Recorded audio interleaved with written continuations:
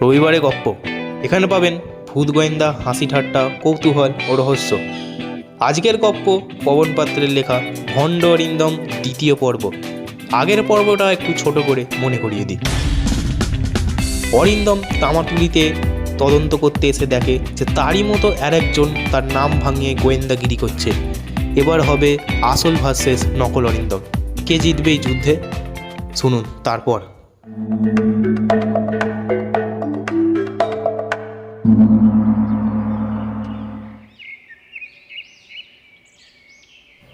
হ্যাঁ, দেখুন, এই ব্যক্তিটি মায়ের সুদর্শন চক্রের দিকে হাত বাড়াচ্ছে।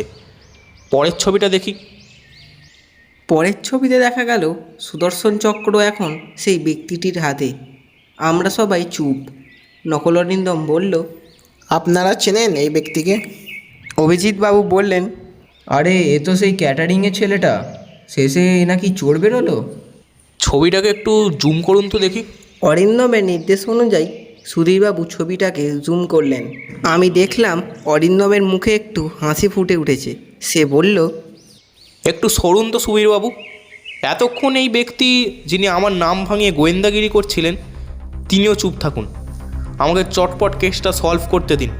নকল অরিন্দম বলল, মানেটা কি? কি বলতে চাইছেন আপনি? চুপ, একদম চুপ। অনেক বকেছেন আপনি, এবার একদম চুপ থাকবেন। এরপরই ল্যাপটপের কিবোর্ডে অরিন্দম পরপর কয়েকটা ক্লিকের পর 2 মিনিট পরে স্ক্রিনে পাশাপাশি দুটি মানুষের ছবি ফুটে উঠল। একটা নকল অরিন্দমের ও আর একটা সেই ক্যাটারিংয়ের ছেলেটা।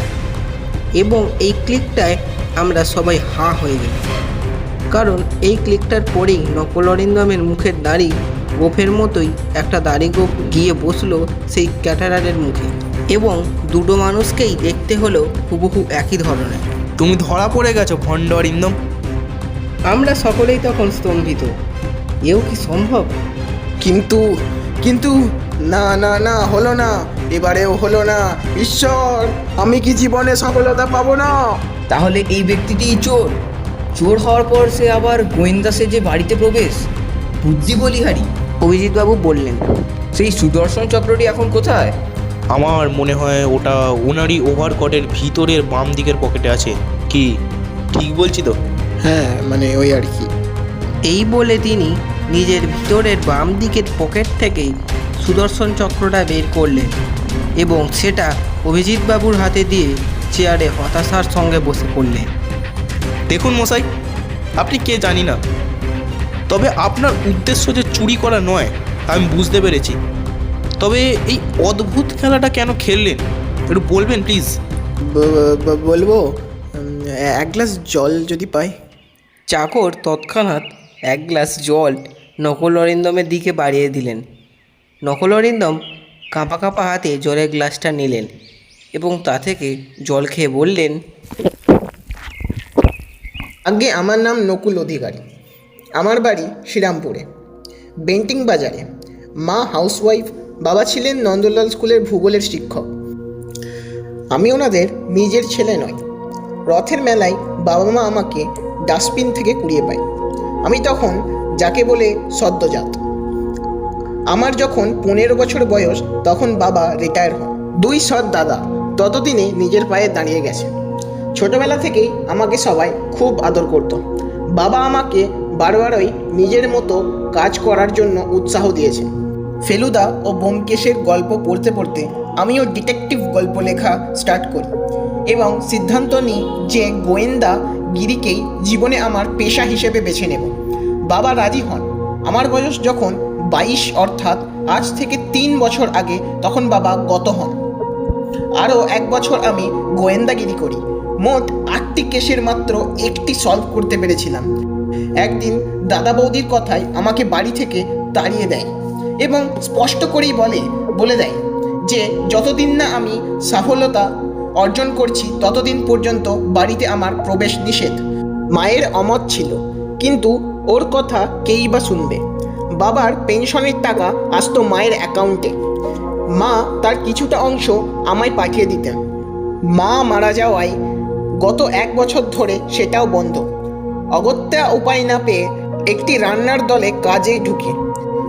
ওই দলেরই ক্যাটারিং সার্ভিস এসেছিল এই বাড়িতে দুর্গাপূজায়, আর তখনই এই প্ল্যানটা আমার মাথায় আসে। আমায় মাফ করবেন অরিন্দম বাবু। অভিজিৎবাবু বললেন, বাহ, নকুল অধিকারী। নকুল হয়ে গেল নকল, আর অধিকারী হয়ে গেল অরিন্দম। মানে হচ্ছে গিয়ে নকল অরিন্দম, ভণ্ড অরিন্দম। কিন্তু আমি তো একটা কথাই বুঝতে পারছি না যে নকল অরিন্দম নকুলবাবুর কাছেই যখন সুদর্শন চক্রটা ছিল, তখন তিনি খুব সহজেই সেটাকে অন্য কোথাও লুকিয়ে তারপর সেটা অরিন্দমের আগে খুঁজে বের করতেই তো পারতেন। এ কারণটাও আমি জানি। আমি বলবো না আপনি বলবেন নকুলবাবু? আচ্ছা আমি বলছি। আসলে উনি নকল অরিন্দম সেজে খ্যাতি অর্জনের চেষ্টায় সুদর্শন চক্রটা চুরি করে ফেলেন এবং যথারীতি নকল অরিন্দম সেজে এ বাড়িতে চলেও আসেন। ওনার প্ল্যান ছিল যে উনি সুদর্শন চক্রটা যে বাক্সে থাকতো সেটা দেখতে চাইবেন, তারপরে কৌশলে ওইটার মধ্যেই আবার চক্রটাকে রেখে দেবেন, তারপরে ভান করবেন যে সেই চক্রটা তিনি উদ্ধার করেছেন এবং কেসটা সলভ করবেন, তারপর বিখ্যাত হবেন। কি ভুল বললাম নাকি কিছু? কিন্তু তাহলে উনি সেটা করলেন না কেন? কারণ ওর এই কাজে আমি অর্থাৎ আসল অরিন্দম বাধা হয়ে দাঁড়ায়। সুদর্শন চক্রের বাক্সটা প্রথমে নকুলবাবু দেখতে যান, তখন উনি যদি বাক্সটার মধ্যে সুদর্শন চক্রটা রেখে দিতেন তাহলে দ্বিতীয়বারে আমি গিয়ে সেটা উদ্ধার করে ফেলতাম। কিন্তু উনি তো অন্য কোথাও লুকোতে পারতেন। হঠাৎ করে কোথাও একটা লুকিয়ে দিলে জিনিসটা খুঁজে ফেললেই তো হবে না, আসলে একটা প্ল্যান লাগে। বিশেষত এক গোয়েন্দার সামনে যদি অপর এক গোয়েন্দা কেস সলভ করে ফেলে, তবে সেই গোয়েন্দা অপর গোয়েন্দাটিকে বিভিন্ন প্রশ্ন জিজ্ঞাসা করবেন, যথাযথ উত্তর দিতে না পারলেই তো মুশকিল। নকুলবাবু ওই জিনিসটাই করতে পারেননি। হ্যাঁ, আমি আপনার জেরা করার স্টাইল, তদন্ত করার কৌশল কিছুই জানতাম না, কারণ ভাবিনি যে আপনি এখানে এসে উপস্থিত হবেন। আমি একটা জিনিসই বুঝতে পারছি না যে আপনি আমার নাম নকল করে কেন সফলতা অর্জন করতে চেয়েছিলেন। এতে তো আমি বিখ্যাত হতাম, আপনি হতেন না। ভেবেছিলাম এই কেসটা সলভ করেই আমি স্বীকার করব যে আমি অরিন্দম নয়, আমার নাম নকুল অধিকারী। আলটিমেটলি কিছুই হলো না। সেদিন দুপুরে লাঞ্চ করেই আমরা আবার বাড়ির উদ্দেশ্যে রওনা দিই। যাওয়ার সময় অরিন্দম বলে, তোমার মধ্যে স্কিল আছে নকুল, চেষ্টা করো, সফল হবেই। আপনাদের তিনজনকেই আসছে বছর দুর্গাপুজোর নিমন্ত্রণ রইল। আর নকুলবাবু, পরের বছর কিছু চুরি করবেন না তো? এই কথা শুনে আমরা সবাই হেসে ফেলি। নকুলবাবু লজ্জায় মাথা নত করল। এই ঘটনার ঠিক 2 মাস পর আমরা একটা চিঠি পাই। চিঠিটা এসেছে মালদা থেকে। অরিন্দম আমাকেই পড়তে বললেন। প্রিয় অরিন্দম ও পার্থবাবু, আমি তামাটুলি থেকে কিছুদিন পরেই মালদায় চলে আসি। গোয়েন্দাগিরি ছাড়িনি, তাই বোধ হয় এখানে এসে সাকসেসফুলি 2টো কেস সলভ করতে পেরেছি। কিছুদিন পরেই শ্রীরামপুর ফেরব, আপনার সঙ্গেই দেখা করব। ইতি নকুল অধিকারী।